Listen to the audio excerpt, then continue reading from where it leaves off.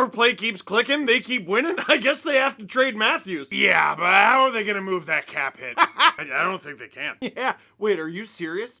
No. Are you? Let's go! Do you have a humiliation kit? This is all I ask you to do. I'm having a great finger flick. You're allowed to show up. This team is ruining my life. I'm taking crazy pills. With you, wherever you are, welcome to LFR. Victory, puppies, Iggy! Hey, remember before the season? I wanted you to catch that. Anyway, Iggy, remember before the season I said the Habs need to take a step? Apparently, they don't. I'm just too upset about missing we are on a slump. The Leafs are fine. We are on a slump. No, I'm not blaming you. It's I need to be better. No 47 save miracle this time. Leafs win! 4-1 over the Montreal Canadiens. And the power play is officially so good that I'm now entirely convinced they were just playing possum and being bad on purpose. Let's talk about the game. But first, you know me, I don't always have the healthiest diet, which makes it hard to keep up with the nutrients I need. So to keep up and improve my gut health, I drink AG1, the sponsor of today's video. Jesse Blake is always rambling on and on about how good he feels because he drinks AG1, so I thought, you know what, I'll try it.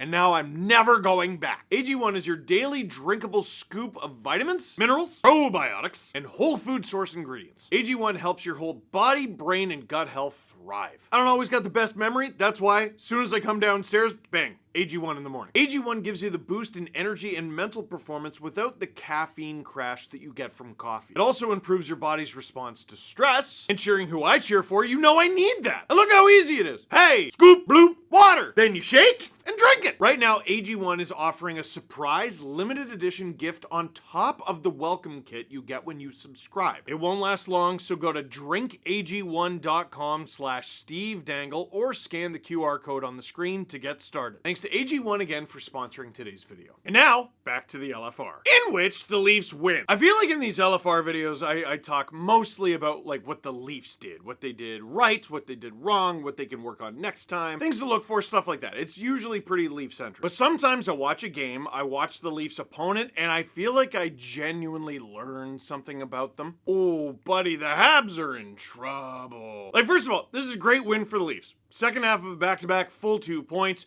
You get 4 points in 48 hours. That's good stuff. You get 2 more power play goals. You get a shorthanded goal. You finally score another 5-on-5 goal. A lot of Leaf fans love Anthony Stolarz. A lot of Leaf fans kind of worried about Joseph Woll. He looked great in this one. But 2 points on the second half of a back-to-back are going to be difficult. And if you watch the stream, I kind of called this as it was happening. First few minutes of the game, Habs had the Leafs hemmed in, like most of the time. And I thought they were getting lots of shots. Their shot counter was not going up at all. The Leafs were blocking a lot was going wide. They weren't getting it through, but they were getting cheeky sort of chances. In fact, producer Drew said this to me during the stream, the Habs were winning the deserve to win-o-meter about halfway through the game, which is hilarious. By the end of the first period, Montreal had like no shots on goal. Like what was it, 9-3? Something stupid like that. But all I could think of when I kept seeing that number not go up is Paul Maurice yelling at the Florida Panthers, if you watch the Amazon series, during the Boston Bruins series. Basically saying, forget the plays, pound their D so that when Game 7 shows up, they have nothing left. From the moment this game began, Martin St. Louis and the Montreal Canadiens game plan seemed pretty obvious.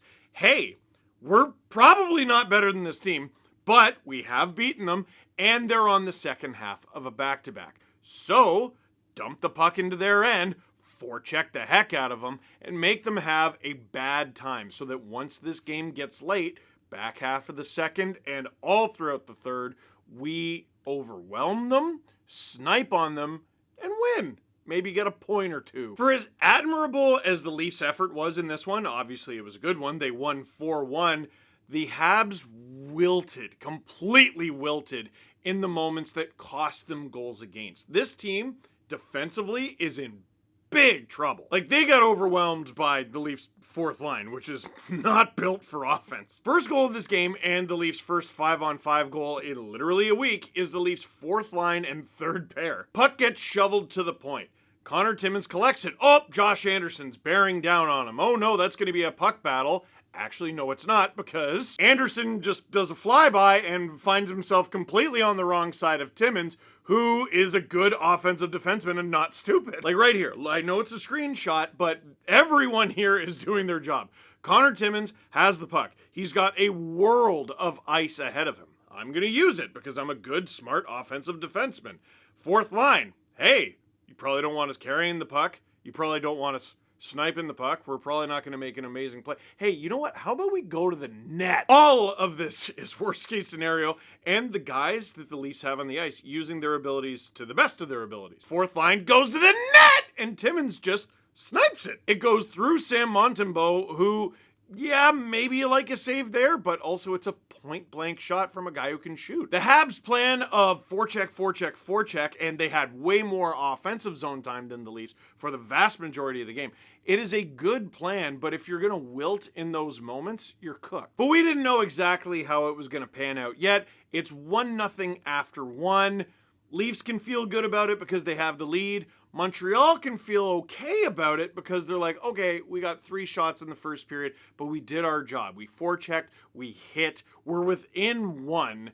As long as this game stays close, we're going to have a chance to win it in the third. But then, Montreal took a penalty against the Leafs, which you can't do anymore. By the way, I just want to remind everyone that this streak of the Leafs having 8 power play goals on their last 13 attempts or whatever it is began with Matthews feeding William Nylander on the power play. Speaking of William Nylander, listen, Lane Hudson's got a lot of hype. Lane Hudson's going to be a good player in this league. Lane Hudson arguably already is a good player in this league. He's going to get even better. But ooh, I don't even care if this reference is dated by now. Where you going? You're lost. You're literally dog water, Dollar Tree headset. William Nylander with the nasty move on Lane Hudson and the snipe past Sammy Montembeault, who, well, once upon a time I wanted him to be Team Canada's goaltender, and now I think Team Canada should just play the whole four-nation face-off 6-on-5. But while the big attraction on this goal is just, wow, Lane Hudson, all this hype around him, and Nylander just beats him, you can't say William Nylander cut through the Habs defense like butter here, or their penalty kill like butter here. It's more like a knife through water. Like, you ever slam the door too hard because you didn't realize the windows were open? That's this goal. Like, they lost this play long before Willie got to Lane Hudson. Can you imagine a week ago the Leafs would have a power play where you looked at their zone entry and went, that was too easy? The power play was the offensive zone is lava for a little while, and this is just unbelievable. And again, the Habs have a moment, and they wilt. 2-0 Leafs, it's looking pretty good. But then the Leafs take a penalty. We don't like that. Montreal gets a power play. We don't like that. First game of the season, Montembeault makes 47 saves. Leafs lose 1-0. How did they get the 1 goal? It was on the power play. It was Cole Caulfield. Doesn't matter if the Habs are doing well or poorly. You don't want to have fewer players on the ice than the other team. But again, this is just how things are going for the Habs. Matheson passes the puck back to the point. I think he tried to give it to Caulfield. It's out of his reach. Another one of the Canadians falls down. But Mitch Marner should not be the first guy on the puck here. You got Caulfield getting a little skin on him, making it difficult for him to get by. They're whacking at it with their stick. Apparently that's out of reach. There's a dude in black and white stripes in Mitch Marner's way. He shouldn't be able to come out of this. You want to see what it looked like a second later? That is a clear-cut 2-on-1, and you're in big trouble. Also, the dude back on the 2-on-1 is Nick Suzuki, noted not a defenseman. Marner gets it to David Kampf for the one-timer, but I actually really respect David Kampf's decision to not shoot here. Not because he's David Kampf, but Montembeault read it very well, and also the angle wasn't there. He wasn't going to score if he gets the shot off. The Leafs, who have overpassed a lot this season, overpassing was actually the play here. By now, reinforcements have arrived. They're on David Kampf, and Suzuki's got, quote-unquote, Mitch Marner. Man, Marner does a great job here, but Suzuki is awful on this play. He's not the only one, but, like, he's not doing a good enough job there. He's just not. SDPN, the Leafs credentialed reporter Jesse Blake was at the game, and Mitch Marner talked about this goal. Mitch doesn't love talking to the media. Dude, this is a really good goal breakdown by Mitch. Mitch on his shorty with Kampf. I thought Dave was going to... First of all, I've never heard anyone refer to David Kampf as Dave for some reason. I've never thought of him as Dave. I thought Dave was going to one time, to be honest, at first. As soon as I saw him cradle it and head up to me, I tried to jump past my check to get to the net, and he made a hell of a play getting it back to me. So on the Leafs end of it, yeah, this is a great read between two teammates. Marner makes the pass. He thinks something's going to happen. That thing doesn't happen. He adjusts.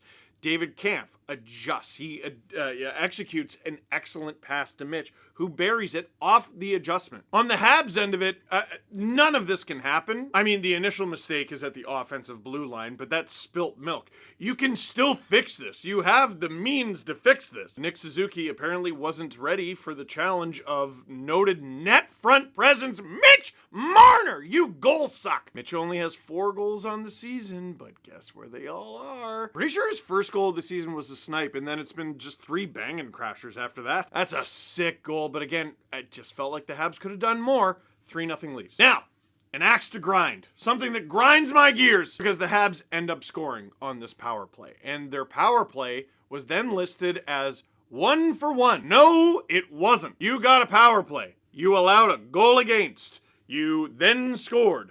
That's even. Your opponent didn't commit an infraction against you and then you got an advantage and took the lead or something like that, or scored a goal. If you get a power play and the goal differential is the same as it was after you score on the power play, I don't think it should count as 1 for 1. Producer Drew asked the very reasonable question, well then how would you score it? 1 for 2? And shut up! Don't ask logical questions. I don't know, it just bugged me. And as for the Habs' 1 goal that they scored here, I got no notes on that one. The 1 goal to get past the Leafs defense, the 1 goal to beat Joseph Woll on this one, is Brendan Gallagher basically forearming the puck to himself and batting it out of mid-air.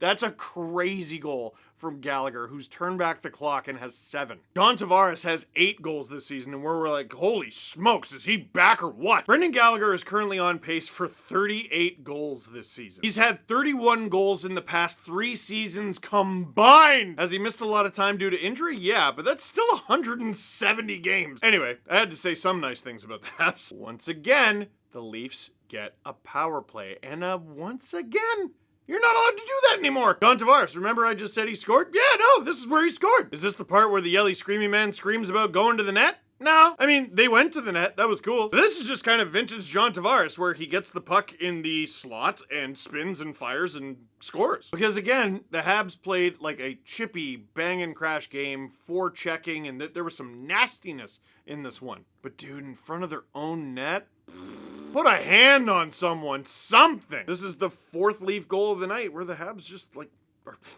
go ahead, John. But then the 3rd period comes. All right, you're Montreal, okay? Imagine. You're on the road.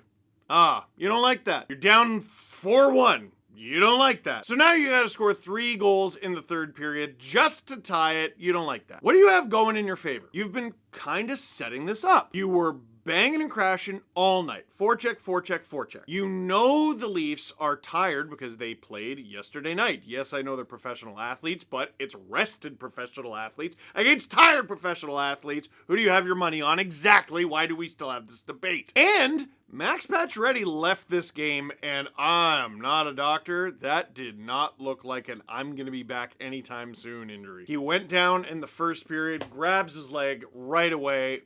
Bad news bears. So the Leafs, 2nd half of a back-to-back, you've been banging and crashing them all night, and they're short of forward. Like, short of forward in a significant spot, too. Like, they're trying out Robertson there, they're trying out McMahon there, and then when you take some guy off of this line, then, well, who do you do on this line? And some guys are double shifting, and some guys are getting more ice, and it's just another thing that fatigues you. Well, first 10 minutes of the 3rd period come around, and the fruits of the Montreal Canadiens strategy begin to bear fruit here. They're getting sustained zone pressure, and they're getting chances and shots on goal, and some of them are going high, some of them are going wide, but some of them are, that trickled through the blue paint, and Joseph Woll had to make a big save there. Martin St. Louis might be an evil genius. Tic Tac Tomar posted a clip. Craig Berube can even be seen yelling at his team 7 minutes into the period. Leafs had a heavy shot advantage at one point, but right here, they pulled it within 1. So here's what Berube said. Berube on the Leafs start to the 3rd. I thought we were a little light on the puck. There's no reason for it. Oh, God, I love him. Even though we've got leads, we've got to keep playing the same way. We gotta be a heavy team. I thought we were a little light. You know what I love about Craig Berube? He gets on these guys when they're winning. For too long with the Toronto Maple Leafs, the regular season has been a thing that you just sort of go through. You're gonna win more than you lose. You're gonna lose some bad ones, but meh. Let's just play dumb pond hockey and score, like, I don't know, 6? Can we hang 6 on them? And some nights that strategy is gonna be dumb and you lose, and sometimes the goals won't be there and you get killed. But more often than not, you're gonna win. No. That's done. Craig Berube and this coaching staff are establishing winning habits, playoff habits. Listen, this Leafs team is good. It's talented, it's gifted. They have horrible habits to their games at times. What? Like, it shouldn't even be a controversial thing to say. Anytime you're like, oh, I smell a Leafy game coming, like, what does that mean, Leafy? Oh, it's the Leafs, and the Leafs that... No, what does it mean? It means they're gonna do the same negative things that they do all the time because they've built up bad habits over the years. A lot of good habits, too. A lot of good habits, but these bad habits are what kills them in the end. It just feels like right now the Leafs are studying for an exam they usually cram for. As illustrated in the first 10 minutes of this third period, they still got some work to do. Now Montreal doesn't score, and Montreal takes a penalty. And dude, this was the most concerning part of this game for Montreal. Forget like errant passes on the power play. Forget, missing a defensive assignment. Forget, the penalty kill wasn't so good in this one. The most concerning part of this loss, if I'm a Montreal Canadiens fan, with about 10 minutes to go in the third period, they bailed. This game was over. Hard over. They were never close to making this close. It's not that they didn't score, it's that they looked disinterested and kind of stopped trying. Fans sometimes say there's no such thing as moral victories. You could have had a moral victory here tonight, and now all you got is just sort of a defeat where you blew a bunch of assignments and quit with a sixth of the game left to play. We were just talking about habits. This is a young team. Bad, concerning bad. Unless you cheer for the Leafs, then hooray! Nick Robertson gave the championship belt to Connor Timmins because Timmins hasn't scored in a friggin' year. We love that. Connor Timmins went from dude who I completely dismissed outright as having any chance of making this team to straight up good, solid NHL player who, when Yanni Hakanpää starts playing games, I don't know how you take Timmins out of the lineup. We don't have to worry about that yet. Questions. Want to start with Ashley, who had the original point a couple LFRs ago. Do the Leafs put too much emphasis on Austin Matthews on the power play? I thought it was a great question. One more to finish off our 5-paragraph hamburger essay. When they said all he had was a wrist shot, Matthews returned from the offseason with a one-timer. When they said he wasn't enough of a two-way player, he developed into a Selke candidate. Last year, they said he didn't have enough assists. I know you're not convinced McMann, Matthews, Robertson works, but does giving Matthews shooters to pass to make his own shot more deadly? Swap Nyes for McMann, maybe? Thanks for the kind words in the last 2 LFRs. Go Leafs, go. So this all pertains to a conversation we were having on the stream, the Saturday night stream on the SDPN YouTube channel that we had for this. Like, Marner, Domi, Nyes is playing well. Willie Tavares, Pacioretty was playing well, and then Pacioretty got hurt. And what we were talking about is, wouldn't it be great if you could just plunk Matthews into the lineup and give him his own line, right? Leave Marner with Domi and Nyes, leave Willie with Tavares and, it was Pacioretty, and then Matthews can play with, and I thought to myself, I guess it'd be McMann and Robertson. And Robertson likes to shoot, and McMann likes to shoot, and I don't know if you should really be putting those 3 together. Ashley's right, though. Like, Matthews' last big play before he started to miss time was a ridiculous assist to Willie. He has the playmaking ability. It's just he shoots a lot on account of the 69 goal thing. I guess the only problem that you have remaining is, well, now with Pacioretty out, there's a hole next to Tavares and Willie. Who do you put there? Is it Steven Lorentz? Connor Dewar is coming back to the lineup very soon. Do you just plunk him in there? Is it Pontus Holmberg? Are we really doing that? Because Kelly Yarncroke's not coming back anytime soon, according to Craig Berube. It's doable. It's early enough in the season that you can try stuff. I'm not sure what to do there. What do you think? Leave a comment in the comment box down below. And from Vin, power play goal, shorthanded goal, 5-on-5 goal. Is this a perfect game? Is the power play finally figured out? Also, can't wait to meet you tomorrow. No, it's not a perfect game. It's a perfectly acceptable game for November. It's 2 points. A perfect game wouldn't include your coach telling you to wake up for the first 10 minutes of the third. A very good game. Satisfied with the outcome. They can be better. And as for see you tomorrow, I'm doing a book signing at the Chapters in Ajax. Sign books until they say, Steven, leave the store. We're kicking you out. And I go, okay. So that is it for this one. Thank you very much for watching. Click like if you like this video. Click subscribe if you really like to tell all your friends. Ajax, I will see you tomorrow.